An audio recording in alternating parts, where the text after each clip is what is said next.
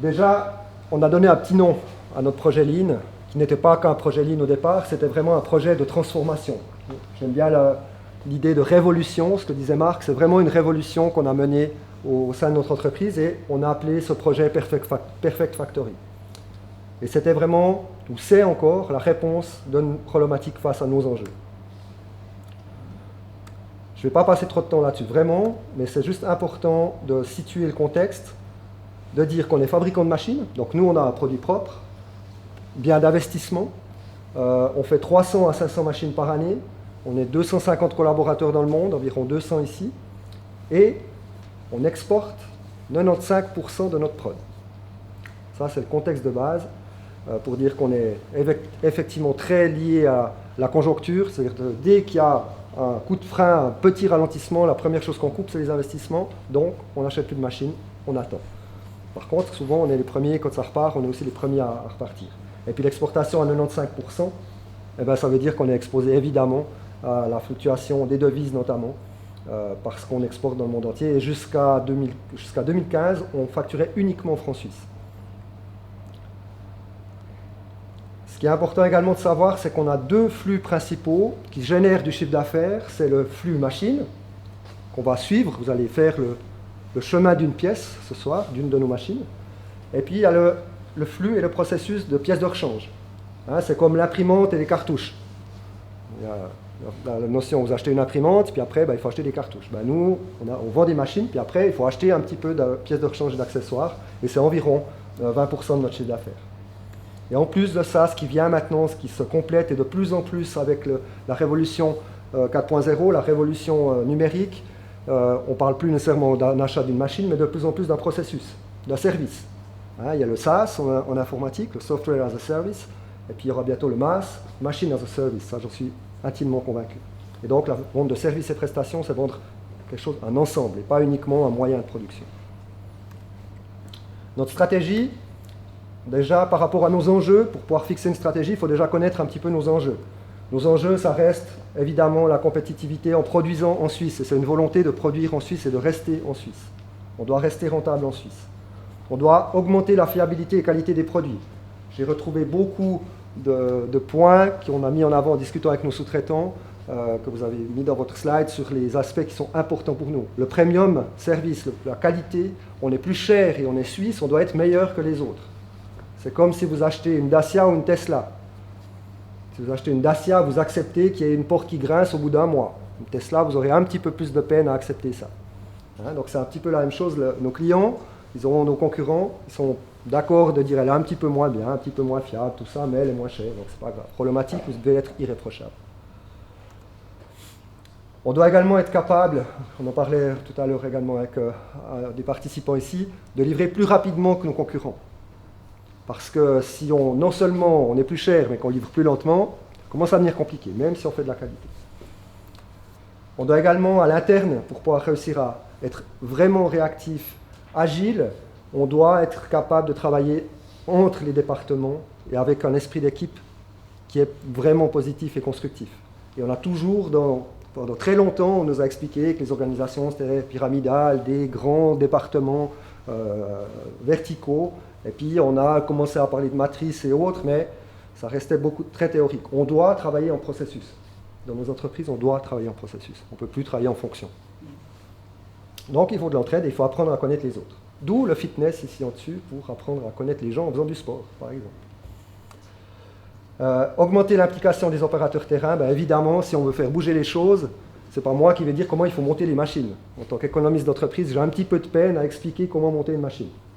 Mais les gens du terrain, ceux qui font le travail, c'est eux qui savent comment il faut faire juste. Personne d'autre. Et donc il faut les impliquer pour ça, il faut qu'ils soient motivés. Donc pour ça, on a défini un certain nombre de vecteurs de changement pour aller vers ces enjeux au niveau stratégique. Déjà, c'est la volonté de notre patron. Michel Rollier, c'est lui qui a dit, voilà, il faut bouger. On ne peut pas rester comme ça va changer, ça évolue. Il a senti le vent, comme souvent. Il a fait un courrier à tous les employés, je crois que c'était en 2008 ou en 2009, quand il y a eu un gros coup d'arrêt que tout le monde a vécu. Il a fait un courrier, il a dit, il faut faire mieux, mais surtout, il faut faire plus simple. Parce qu'on peut toujours faire mieux, mais faire plus simple, c'est compliqué. Je dis toujours, pour faire des choses simples, c'est compliqué. C'est vrai, vraiment. Et donc, on s'est dit, ben, comment est-ce qu'on peut faire plus simple? Et on a trouvé le Lean comme démarche. Notre culture, historiquement, a toujours été d'être meilleur qu'hier. C'est-à-dire que la volonté de changement et de jamais être satisfait de là où on était, ça a vraiment été aussi un vecteur plus facile, un terreau fertile pour amener ces projets de changement. Donc, on a réussi assez rapidement à mettre ces cultures de changement en place. Évidemment, comme tout le monde, c'est aussi la crise du franc suisse, d'abord de 2011 puis de 2015, enfin la crise des devises d'une manière générale, qui nous ont poussé à bouger plus rapidement. La concurrence de plus en plus présente, effectivement. Des Chinois qui produisent le même outil pendant 3 semaines sur la machine. Pourquoi avoir une Rolomatic qui est capable de faire plein d'outils différents, très précis et autres? Les autres concurrents font très bien ça, moins cher. Donc ils disent que les machines concurrentes sont good enough. Donc on n'a pas besoin de se payer une Rolomatic. Grosso modo, c'est ça qui peut arriver dans la production de masse. Et c'était quand même un gros morceau de nos ventes. Et puis on avait également décidé de construire un nouveau bâtiment. On avait 2 sites au Landron précédemment, où le R&D notamment et un autre atelier de prod étaient à 3-4 km d'ici. Puis on a dit on veut mettre tout le monde sur le même site. Donc pour mettre tout le monde sur le même site, il faut faire un petit peu de place dans un bâtiment et puis faire un nouveau bâtiment pour pouvoir remettre la prod. C'est ce que vous verrez tout à l'heure. On a réintégré le R&D dans l'ancienne halle de production. Et donc on en a dit, si on veut être plus performant et travailler tous ensemble et en process, il faut au moins qu'on soit tous ensemble sur le même site. C'est la base. Donc, on a lancé ce fameux projet Perfect Factory. Et Perfect Factory, c'est quoi? C'est 4 briques qu'on a essayé d'amener au même moment, au même instant, essayer de faire converger et se terminer au même moment, c'est-à-dire avec l'arrivée du nouveau bâtiment au printemps 2013. C'était un nouveau bâtiment, une nouvelle enveloppe. C'était un nouveau système de logistique, nouveau système de stockage automatique notamment, et le flux interne également d'amener les pièces sur les lignes de montage. C'est l'intégration du Lean sur nos lignes d'assemblage. Donc c'est transformer la manière de monter les machines, de les produire. Et puis c'est la transformation complète de notre système d'information, mise en place d'un nouvel ERP. Et ces 4 volets. Et ces 4 volets sont arrivés à l'heure, et en temps et en heure. Alors évidemment, pas tout était en ligne quand on a déménagé, mais la première ligne était en place, la deuxième a suivi, puis la troisième. Et tout est arrivé au mois d'avril, entre avril et mai 2013. Juste le ERP a été démarré au 1er janvier 2014, pour différentes raisons, notamment c'est plus simple pour un ERP de démarrer en début d'année qu'en milieu d'année. Donc voilà ce qui était la base de ce projet. La genèse, en fait, pour arriver à ça, évidemment, pour dire c'est facile, on fait tout que ça arrive. Avril 2013, le bâtiment est terminé, on change tout et ça marche. Évidemment, il a fallu du temps.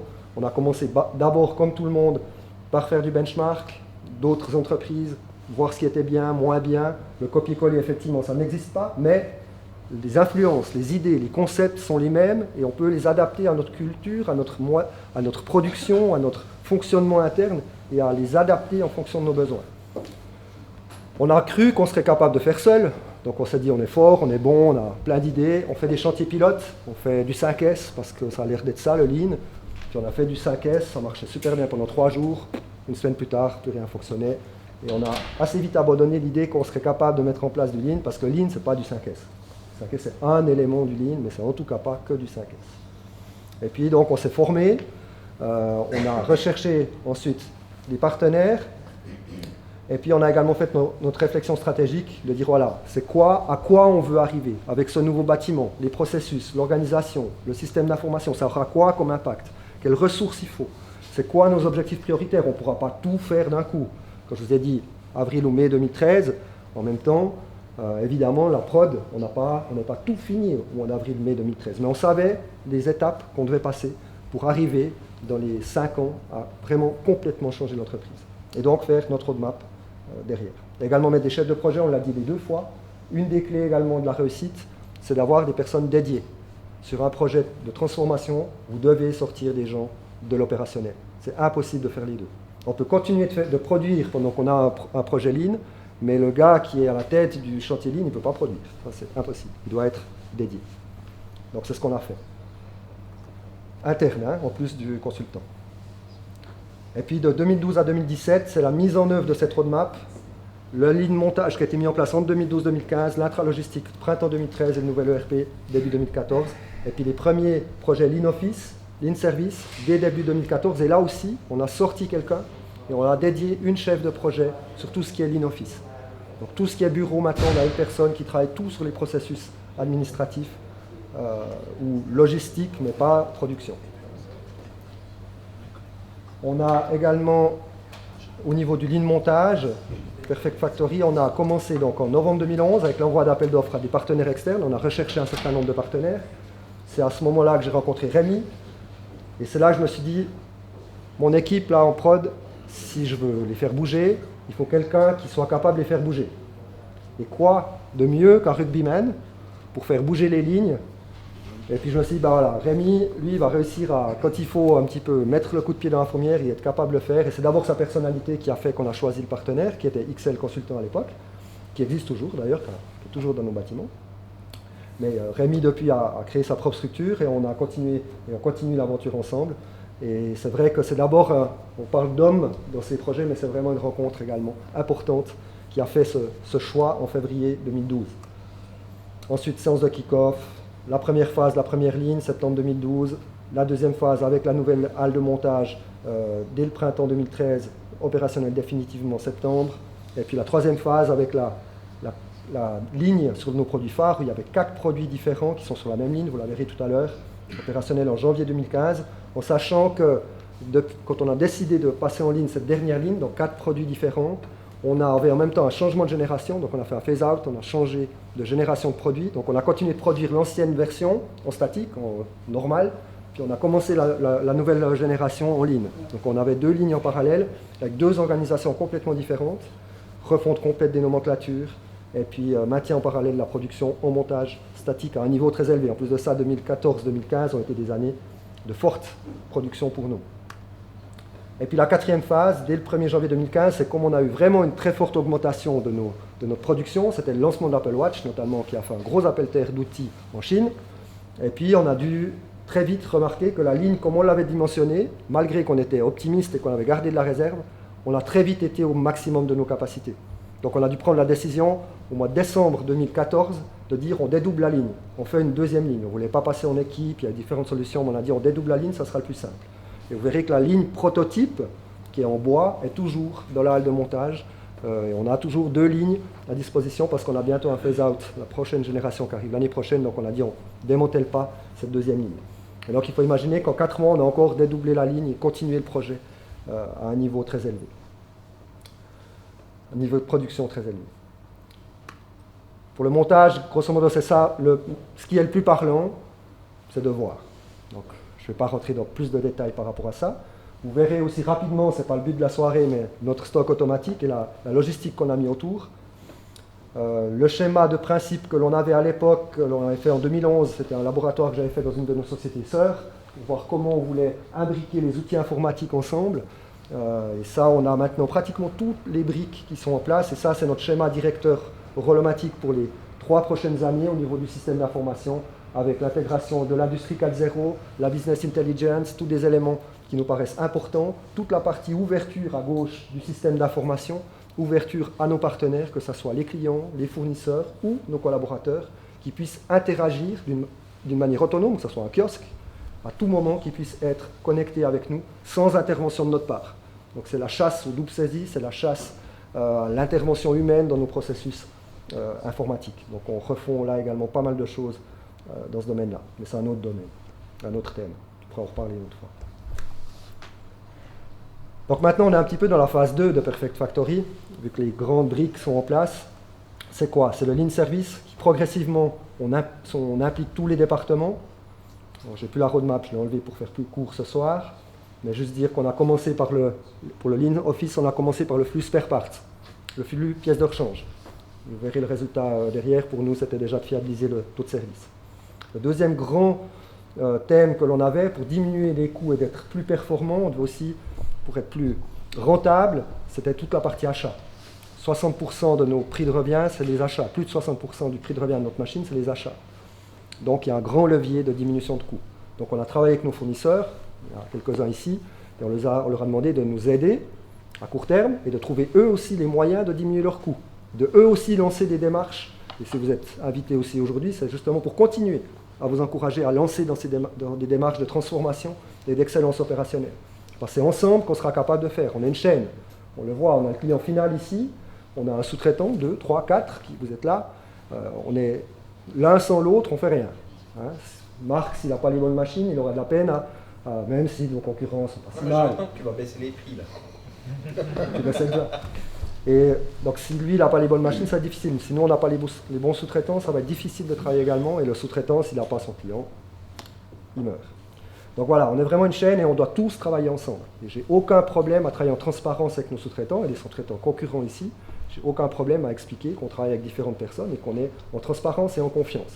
Mais le RGS 2020 a été vraiment un aspect qui nous a permis vraiment d'avoir des leviers importants de diminution de coûts, mais pas uniquement pour mettre le couteau sous la gorge, mais également de permettre à nos sous-traitants d'avoir le temps de se retourner. Certains de nos sous-traitants ont eu 2 ans, 3 ans pour se retourner, pour essayer de trouver les moyens de diminuer les coûts. Les deux là qui sont les très beaux exemples de ce qui a été réussi. Ils ont réussi à descendre leurs coûts de 15, 20, 30% par rapport à il y a 3-4 ans en arrière. Ce sont des éléments importants, par des démarches d'amélioration, pas juste en coupant dans les marges.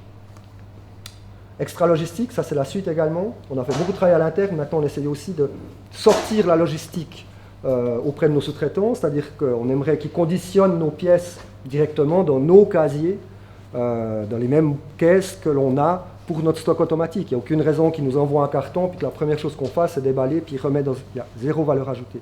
Donc on essaie de travailler avec eux là-dessus. L'échange des données informatisées, d'intégrer et de faire parler nos ERP ensemble. Ça, c'est un projet qu'on est en train de lancer. Et puis le just-in-time des pièces volumineuses, mon cauchemar, vous le verrez tout à l'heure, c'est les pièces lourdes, volumineuses, qui demandent des palans, des transpalettes, etc., qui prennent beaucoup de place, qui sont chères, et où il y a un taux de rotation de stock qui est insuffisant. Donc on doit réussir vraiment à les amener d'une manière la plus fluide possible, et en tout cas que je n'ai plus à les stocker d'une manière intermédiaire. Donc les amener directement sur la ligne de montage. Vous verrez beaucoup de tableaux blancs, système de pilotage, mesure de la performance, rendre visibles les choses. Marc l'a dit, ce n'est pas juste pour fliquer, c'est rendre visibles les choses. Si on ne peut pas savoir ce qui se passe, c'est impossible de s'améliorer. On doit avoir des moyens de mesure clairs, précis, pour savoir d'où on part et où on veut aller. Et ça, c'est vraiment un élément qui est très très important. Rendre visibles les choses. Le management visuel, c'est vraiment un aspect qui est fondamental. Et puis, ce qu'on fait maintenant, c'est vraiment tout le travail également sur la partie ERP, et tous les satellites qui tournent autour, sur la suppression de ces doubles saisies, intégration des partenaires et dématérialisation. Donc, le département, on a fait un grand projet Lean, c'est dans notre département achat. Dans le département achat, on a d'abord fait une première phase qui était déjà de rendre visible ce qui était invisible. Dans les bureaux, la grande problématique qu'on a par rapport à une prod, c'est qu'on ne voit pas ce qui se passe. Si je rentre dans un bureau, savoir si la personne est en train de travailler, pas travailler, si le processus est en avance, est en retard, si on a fait ce qu'il y avait à faire, je vois juste des gens devant un écran. Tout ce que je vois. Je vais en prod, je vois l'avancement de la machine. Je vois si elle est en avance, en retard, si elle n'a pas pu commencer, si j'ai 3 personnes qui bossent dessus ou pas. Donc dans les bureaux, il faut vraiment commencer par rendre visibles les choses. Sans ça, c'est vraiment impossible d'avancer. Donc on a commencé par faire un petit tableau de pilotage blanc. Donc on aime bien les tableaux blancs, avec des petits indicateurs que l'équipe a construits, avec notre chef de projet Lean, avec en partie également Rémi qui nous a aidés. Et puis, de là, on construit les chantiers. Et les chantiers, c'est optimiser les processus, et c'est pas travailler plus vite, mais simplement supprimer ce qui ne sert à rien. Supprimer la non-valeur ajoutée. C'est comme en prod. L'in-office, c'est la même chose que la prod. Donc là, qu'est-ce qu'on fait? On fait une petite cartographie du processus, diagramme de flux, on regarde ce qui va bien, ce qui va moins bien, pourquoi on fait des choses à double, pourquoi ça revient en arrière, enfin bref. On met en évidence tous les irritants, une petite matrice pour voir l'impact et l'énergie qu'il faut mettre en œuvre, et puis on définit la priorité des chantiers. Et puis, ça c'était mon rêve. Depuis qu'on a commencé le chantier Lean aux achats, je disais, mais on est en 2000, on a commencé en 2016, fin 2015, je dis, mais comment c'est possible aujourd'hui, en 2015 ou en 2016, qu'on travaille encore essentiellement avec des fax? Enfin, ceux qui sont dans les achats savent très bien de quoi on parle, parce qu'il semble que c'est une épidémie dans les départements achats, où on travaille beaucoup avec le fax, encore énormément avec le fax. Donc j'ai dit, le jour où le projet sera réalisé, sera bon, c'est quand il n'y aura plus de fax. Et aujourd'hui, depuis à peu près 6 mois, on travaille pratiquement sans fax. Parce qu'avant, on recevait un fax, on le scannait, on le mettait dans le système. Des fois même, on recevait, quand les fournisseurs nous envoyaient une commande, une confirmation par email, on l'imprimait pour la scanner. Je disais, attendez, là, il y a quelque chose qui ne joue pas. Vous l'avez, ouais, mais je la scanne comme ça va directement dans le bon truc. Je dis, ok. On arrête tout, on recommence, on met tout à plat et on fait les choses d'une manière logique. Donc on a réussi à supprimer le fax, donc j'aime bien parler du fax. C'est le petit symbole. Phase 3, une fois qu'on a optimisé les processus à l'interne, qu'on a supprimé la non-valeur ajoutée, qu'on s'est amélioré, qu'on a mis des standards de travail en place aussi, de la polyvalence. On n'arrivait pas à mettre de polyvalence dans l'équipe, simplement parce que chacun dans l'équipe, chaque approvisionneur, chaque acheteur avait sa méthode de travail. Il y en a des qui regardaient un horizon à 2 semaines, il y en a des qui regardaient à 5 jours, des qui travaillaient tous les jours un petit peu. Chacun travaillait dans son coin. Donc quand quelqu'un partait en vacances, impossible de le remplacer parce que la méthodologie était tellement différente que le gars dit « bon, je commande ça, je crois que c'est bon ». Là, on a mis en place des standards. Une fois qu'on a vraiment amélioré l'interne, on peut aller à l'externe.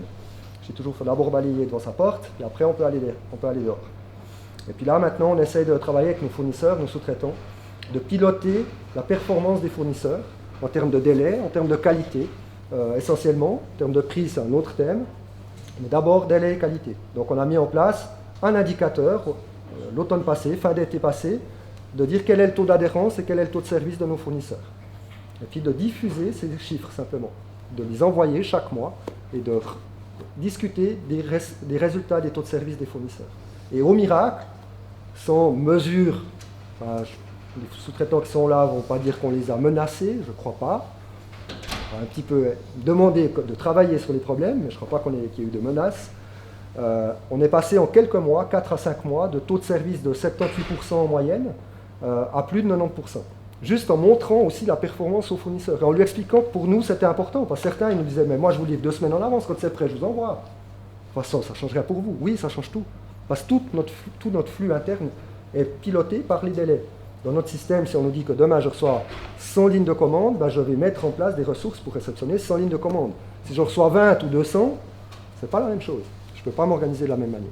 Donc, on a travaillé là-dessus et on est en train maintenant vraiment d'essayer d'influencer les fournisseurs pour qu'ils comprennent notre problématique et se mettent au diapason. RGS 2020, j'en ai déjà parlé, diminution de coûts, travail par famille et non plus par pièce à pièce. On a commencé à faire des grandes familles d'articles pour dire voilà, maintenant on travaille tout ce qui est tôlerie fine, on travaille tout ce qui est usinage simple, 3 axes, 4 axes, après usinage un peu plus compliqué, tout ce qui est IT6, IT5, voilà, essayer de trouver des grandes catégories d'articles pour pouvoir aller après travailler fournisseur par fournisseur et proposer à nos fournisseurs non pas un article, mais un chiffre d'affaires d'une famille, ou une partie du chiffre d'affaires d'une famille. Également, internationalisation des achats.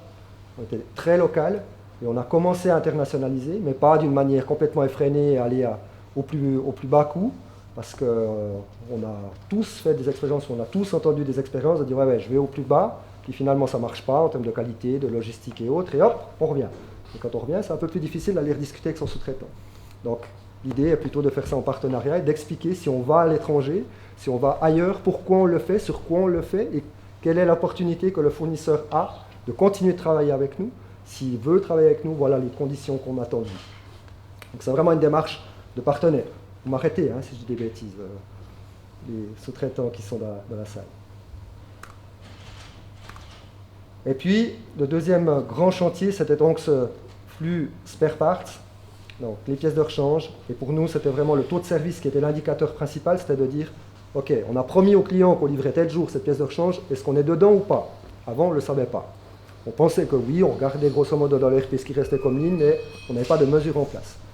Donc, on a essayé de mettre en place ce taux de service. Et puis, on a donc fait une chose, c'est mettre les gens en processus, en ligne. Au lieu de travailler en service, on les a simplement alignés et on a synchronisé leurs activités. Et au final, on est passé d'un taux de service de un peu moins de 90% à plus de 99,5%. C'est-à-dire que 99,5% des fois, on livre à l'heure les pièces de rechange. Et surtout, certains jours, on était à 20%, certains jours, on était à 100% avant qu'on mette en place le ligne. Là, on est toujours entre 98 et 100. Il n'y a pratiquement plus de variabilité. On est capable d'anticiper les problèmes. Et 20% de commandes urgentes en moins par jour. Donc voilà ce que ça donne avant le projet, et puis la stabilité qui vient derrière. Pour finir, avant de vite faire cette visite, les résultats que l'on a obtenus. Alors c'est dans les grandes lignes, évidemment c'est des moyennes, il y a des lignes où c'est mieux, des endroits où c'est moins bien, mais grosso modo c'est les chiffres que l'on peut donner. La productivité au montage, à l'assemblage final, c'est environ 40% de gain de productivité. Je n'ai jamais donné cet objectif-là, je n'ai jamais dit aux équipes je veux gagner en productivité, parce que je savais que c'était qu'un résultat de toute façon. La productivité, l'amélioration de la productivité, si vous supprimez de la non-valeur ajoutée, c'est sûr que votre productivité va s'améliorer. Donc ce n'est pas un objectif en soi, c'est un résultat. On est passé au niveau du temps de traversée machine, donc l'immobilisation de la machine dans l'atelier de 24 jours à 7,5 jours en moyenne. Certaines machines c'est 6 jours, d'autres c'est 8, mais en moyenne on est à peu près à 7,5 jours, donc moins 70% sur le temps de traversée machine. Donc ça veut dire que ça va nettement plus vite. Hein, et vous pouvez imaginer les autres résultats qui vont arriver, parce qu'ils dépendent évidemment beaucoup de ça. Plus de 95% d'adhérence au planning prod, c'est-à-dire ce qu'on prévoit à début de mois, on le fait à 95, plus de 95%, on le réalise en fin de mois. Il peut y avoir des changements de dernière minute de clients, il peut y avoir un pépin, il peut y avoir un problème de qualité, qui fait qu'on ait un petit souci pour ne pas faire l'adhérence au planning, mais on est à plus de 95%. Avant, chaque début de mois, on disait on pense faire ça, puis à la fin on disait bah, on n'a pas du tout fait ça, mais bon, il y a plein de choses qui sont déjà en cours, ça, on va finir les machines sur les 4-5 jours du mois prochain, ça va jouer. Mais on avait beaucoup de sécurité en fin de prod pour ne pas avoir d'impact client. On mettait beaucoup de sécurité entre la fin de montage et le délai de livraison client. Maintenant, ce délai de sécurité entre la fin de montage et la livraison client, on l'a énormément restreint. Voilà un impact important. Moins 70% d'encours en production et moins 20% de stock produit fini. Moins 15% de coûts achats. Moins 20% sur les OPEX, donc hors salaire, tous les frais généraux hors salaire. Parce qu'on a fait plein de chantiers aussi sur la partie frais généraux. Plus de 99% du taux de service client. Et puis ces gains, ils sont investis pour qui? Pour le client. Par déjà des renforts dans les effectifs stratégiques pour nos clients et pour nous également. Recherche et développement, amener de l'innovation, amener des nouveaux produits, être capable de produire, de développer plus rapidement et mieux. Les applications, le soutien à nos clients pour réussir à développer. On a développé conjointement 2 ou 3 applications, des applications spécifiques sur nos machines, par exemple pour Dixie. Donc on doit les aider, on doit avoir ces compétences-là, de les accompagner. Le service, parce qu'une machine qui est arrêtée, c'est difficilement acceptable, mais une machine qui reste arrêtée longtemps, ce n'est pas acceptable pour nos clients, donc on doit réagir le plus rapidement possible et être vraiment très très performant là-dedans.